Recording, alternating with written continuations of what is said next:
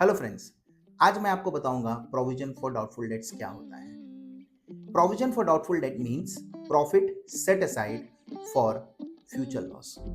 As per conservatism principle, commonly known as prudence concept, we anticipate for future losses, but we do not anticipate for future gains. Most of the business organizations, in order to increase the sales volume, they often do credit sales. Whenever you are making a credit sales, a sales income is being reported upon being satisfying the condition of revenue recognition, and a trade receivable is created simultaneously, commonly known as debtor. As per revenue recognition policy, आप sales income को report करते हो जब risk and reward customer को पास हो चुका है and there is a certainty regarding its collection. So thereby we are crediting sales income, simultaneously we are creating that debiting trade receivable sundry debtors.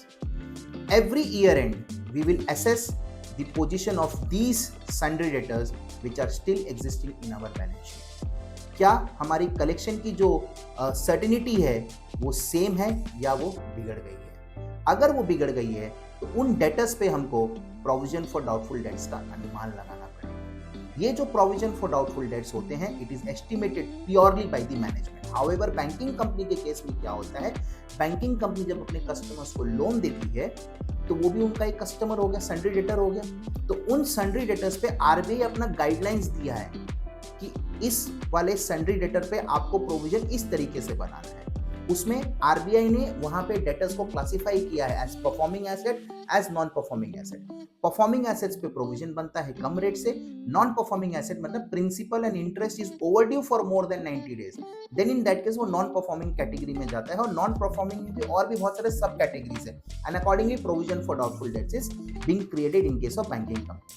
However, normal companies के case में it is purely at the discretion of the management कि how much provision for doubtful debts they have to show after assessing the condition of trade receivables.